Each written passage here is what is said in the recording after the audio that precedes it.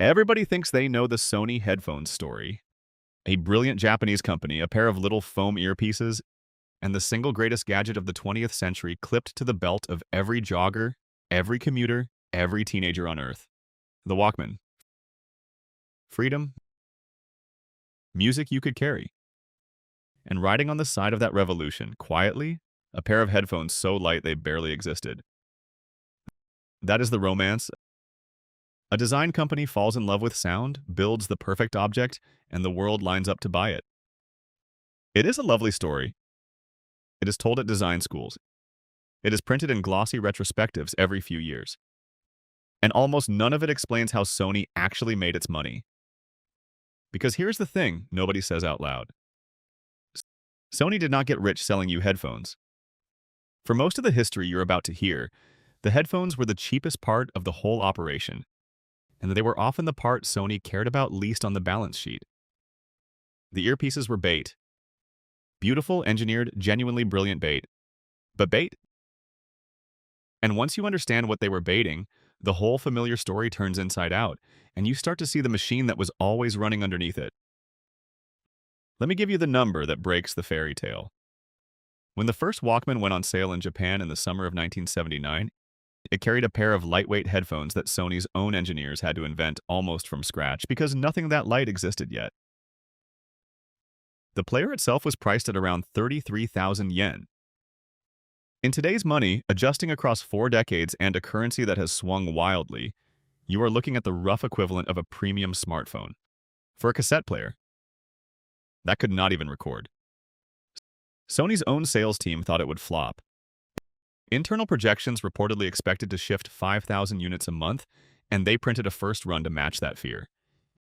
It was, on paper, a product with no market, no radio, no recording, no speaker, just a play button and 2 ears worth of foam. And the headphones, the part everyone remembers, were treated by the accountants as a component cost, not a product line. That gap between the object people fell in love with and the object that paid the bills is the whole story. So let us walk into it properly. Let us talk about what it actually cost to be in the headphone business, why Sony did it anyway, and how a company that supposedly sold headphones built an empire on almost everything except the headphones. Start with the cost to enter, because this is where the romance dies fastest. Making a good pair of headphones in the late 1970s was not a garage project. You needed a driver, the tiny speaker inside each cup, and a good driver meant precision magnets, precision diaphragms, and a factory that could hold tolerances measured in fractions of a millimeter across tens of thousands of units. Sony did not buy those drivers from a catalog. It built the tooling. Tooling is the quiet killer of every hardware dream. Before you sell a single unit, before 1 yen comes back through the door, you have sunk a fortune into the machines that make the thing. And those machines only pay off if you sell an enormous volume. A boutique maker producing a few thousand pairs a year could never justify that spend. Sony could, but only because it was betting the headphones would ride on the back of something that sold in the millions. To understand why Sony was willing to make that bet, you have to understand where the company came from, because the pattern was already decades old by 1979. Sony began in the rubble of post-war Tokyo, 2 men, an engineer named Masaru Ibuka and a salesman named Akio Morita, running a tiny repair shop in a bombed-out department store. Their first hit was not a radio. It was a rice cooker that mostly did not work, and an electric cushion that occasionally caught fire. They were not born great. They were born broke and stubborn. And the thing that turned them from a repair shop into a giant was a decision that looked insane at the time. In the early 1950s, they paid for a license to a strange new American invention called the transistor, a technology the company that owned it thought was only good for hearing aids. Morita bought the rights for $25,000, money they barely had, and pointed it at something nobody had asked for, a radio small enough to fit in a shirt pocket. That is the origin instinct that runs through everything Sony ever did with sound. Pay for the boring, expensive, invisible thing early. The rights, the tooling, the materials. Science. Then wrap it in an object so desirable that the customer never once thinks about the iceberg of cost beneath it. The pocket radio taught Sony that the machine mattered less than the moment. What you were really selling was a person walking down the street with music in their ear and nobody else able to hear it. 20 years before the Walkman, Sony had already sold that exact feeling once. The headphones were not a new idea. They were the same idea, perfected. And the Walkman itself was not born in a marketing meeting. The story the company tells, and the one the paperwork mostly supports, is that the honorary chairman Masaru Ibuka traveled constantly, long flights across the Pacific, and he was tired of hauling a heavy tape machine just to listen to music in his seat. So he asked the engineers for something simple and slightly ridiculous. Take one of the company's existing little cassette recorders, a device meant for journalists, strip out the recording, strip out the speaker, and give him just playback through a pair of headphones. No market research. No focus group. One senior man who wanted his own music on a long flight. The engineers rigged it up, he loved it. And Morita, the salesman, looked at this crippled little half-a-recorder and saw something the accountants never could. He saw the feeling. He overruled his own doubters, ignored the projections, and pushed it out the door. The single most influential audio product of the century started as a favor to a tired executive who just wanted headphones on a plane. Which tells you everything. The object was an accident. The instinct behind it was 40 years in the making. Then there is the materials problem. The reason those first Walkman headphones felt like magic was weight. Everything before them sat on your head like a pair of earmuffs, heavy, hot, clamped. Sony's engineers were told to build something you could forget you were wearing. That meant new foam, new thin-gauge metal for the headband, new ways of mounting a driver so it could be tiny and still move enough air to sound full. Each of those was a small research program. Each cost money that no single pair of headphones could ever repay on its own. You do not spend that kind of development budget to sell headphones. You spend it to sell a system and hope the headphones make the system irresistible. The famous first pair weighed a fraction of anything that had come before, and that number, the weight, was the entire marketing campaign. Not the sound. The lightness. Because lightness is what let you forget you were wearing them, and forgetting is what turned a gadget into a habit. And licensing, the thing nobody counts. Sony was not just building hardware. It was building hardware that played music, and music is owned. Cassette technology, the tape formulations, the playback standards, all of it sat in a thicket of patents and cross-licensing deals. Sony had spent years buying its way into and building its way around those rights, going back to those transistor days. That instinct, pay for the boring rights early, own the platform later, is in Sony's blood. The headphones were the visible tip of a very expensive, very unglamorous iceberg of licenses, tooling, and material science. When you held that first Walkman, you were holding maybe 30 years of accumulated, unglamorous spending disguised as a toy. So if the headphones were so expensive to develop and so cheap to sell, where did the money actually come from? This is the counterintuitive engine, and once you see it, you cannot unsee it. The money came from the platform. Sony did not sell headphones. Sony sold a reason to keep buying Sony. Think about what the Walkman actually did to a household. You bought the player. Fine, that was a one-time sale, and margins on the hardware were thinner than anyone admits, especially once competitors flooded in. But then you needed cassettes, blank ones to record your own mixes, pre-recorded ones from the labels. You needed batteries constantly because a portable player drinks them. When the foam on your headphones crumbled, and it always crumbled, you needed replacements, and Sony was delighted to sell you a fresh pair. When a better model came out 2 years later, lighter, with a rechargeable stick battery or auto-reverse so you did not have to flip the tape, you bought that too. The player was not the product. The player was the entry ticket to a decade of spending, and the headphones were the thing that made the ticket feel worth buying. This is the razor and blades model dressed in a tracksuit. Give them a reason to enter the ecosystem, then earn on everything that follows. Sony perfected a version of it where the headline object, the beautiful headphones, generated almost no profit by themselves, but generated enormous profit for everything they were attached to. The label division sold more cassettes because people had players. The battery business hummed. The accessory business, cases, clips, replacement pads, ran at margins the flagship product could never touch.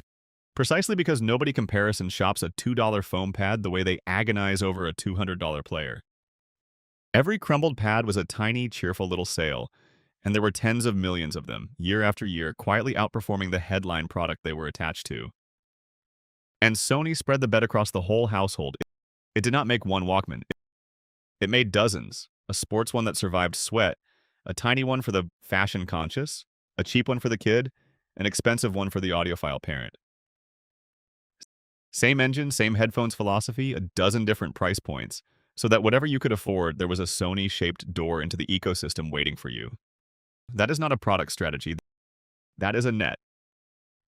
And then Sony did something even smarter, and this is the part the design retrospectives always skip. It made the headphones a brand of their own, so that when the Walkman itself faded, the ears remained. By the time the compact disc arrived, and then the mini disc, that strange, brilliant, doomed format Sony loved too much, and then digital audio players, and eventually streaming through a phone, the actual playback device changed completely, over and over. Cassette to CD to disc to file to cloud. Every single one of those transitions should have been a chance for customers to walk away and buy someone else's gear. But the headphones carried the relationship across every one of them. You might abandon the Walkman. You might abandon the physical format entirely. You did not abandon the little Sony logo on the side of your ears because good sound is loyalty, and loyalty is the only thing in consumer electronics that survives a format war. That is the real revenue mechanism, not the sale of headphones. The manufacture of a lifelong customer whose ears trust one company across every device that company will ever sell them.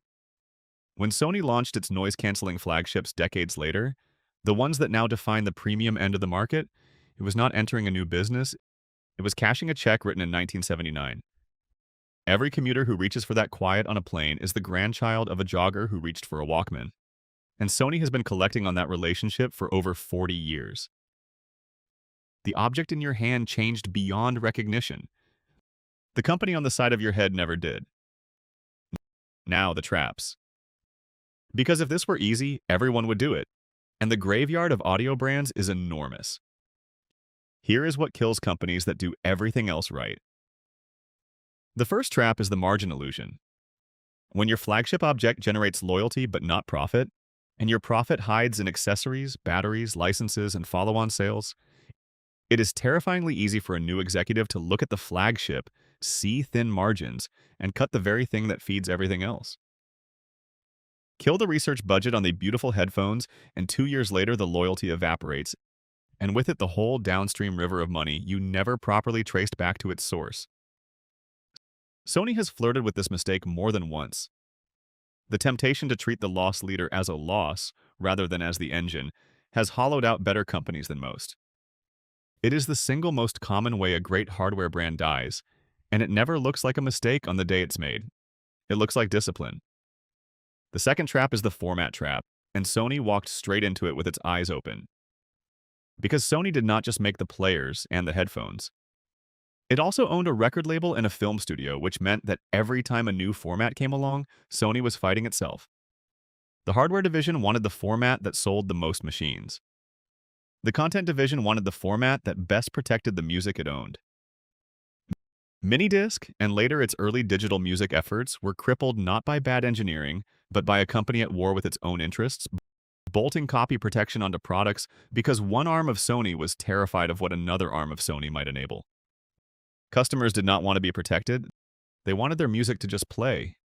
And while Sony argued with itself, a company in California with no record label and nothing to protect shipped a little white player and a store that sold songs for $1 and simply walked off with the future. A pure headphone company never has that problem. Sony, by being everything at once, gave itself a wound no competitor could have inflicted. And look closely at what noise cancellation actually is, because it is the whole strategy compressed into a single feature. It does not make your music louder. It does not make it clearer, not really. What it sells is the same thing the pocket radio sold in the 50s and the Walkman sold in the 70s. Isolation, a private world, the feeling of a wall going up between you and the airplane, the office, the screaming toddler 3 rows back. Sony spent years and a fortune building tiny microphones that listen to the roar around you and generate the exact opposite sound wave to cancel it. And none of that engineering is visible to the customer. What the customer feels is silence, on demand. in a world that never shuts up. That is not a headphone feature. That is the exact same product Sony has been selling since two broke men bought a transistor license. The technology changes every decade. The thing being sold has never changed once. Peace in your own ears that nobody else can share. And you will pay almost anything for it, which is precisely why the margins came roaring back on an object that had otherwise become worthless. The third trap is the commodity gravity. Headphones are, at the cheap end, almost free to make now. Anyone can slap a driver in a plastic cup and sell it for pocket change, and for a while it looked like that flood would drown everyone. The only escape from commodity gravity is to keep climbing, to make the headphones do something the cheap ones cannot, and to keep the brand associated with that something in the customer's mind. Noise cancellation was that escape. It was expensive, it was hard, it required years of signal processing research that no commodity maker could match. And it let Sony charge a premium again on an object that had, at the low end, become nearly worthless. But that escape only works as long as you keep spending on it. The moment you stop, gravity takes you back down to the plastic cup, and no amount of history or brand goodwill will hold you up there for long. So let me close the way this always ends, with two versions of the same company. In the version that works, Sony understands exactly what it is holding. It knows the headphones are not the product. The relationship is the product. So it spends lavishly on the thing that has thin margins, the beautiful, brilliant, forgettable-to-wear headphones. Because that spending is not a cost. It is the maintenance bill on 40 years of trust.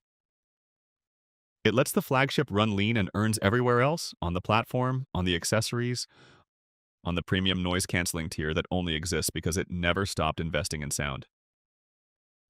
It survives every format war not by winning the format, but by owning the ears that outlast all formats. In this version, a company that supposedly sells headphones is really running the longest loyalty program in the history of electronics, and the earpieces are just the membership card. In the version that fails, and this is the version most companies live, someone looks at the numbers wrong. They see a flagship with thin margins and a pile of research spending, and they do the sensible, fatal thing. They cut. They chase the fat margins directly, skip the loss leader, sell the accessories without the reason to buy them. And for a quarter or two, it looks like genius, because profits tick up while the loyalty they inherited coasts on fumes. Then the fumes run out. The customers who trusted the ears discover the ears are not what they were, and there is no longer any reason to stay inside the ecosystem. And they leave, all at once, the way loyalty always leaves. Quietly, and then completely. The company that thought it sold headphones discovers, far too late, that it was selling something else entirely, and that it just sold off the thing that made all of it work. That is the economics of Sony headphones. Not a story about foam and drivers and clever industrial design, though all of that is real and all of that is extraordinary. It is a story about the difference between the object a customer loves and the object that pays the rent, and about a company that, at its best, never once confused the two. It started with two broke men, a failed rice cooker, and a license nobody else wanted. It ran through a pocket radio, a cassette player the sales team was sure would flop, and a pair of headphones so light you could forget them. The headphones were never the business. The ears were. And the moment you understand that, you understand not just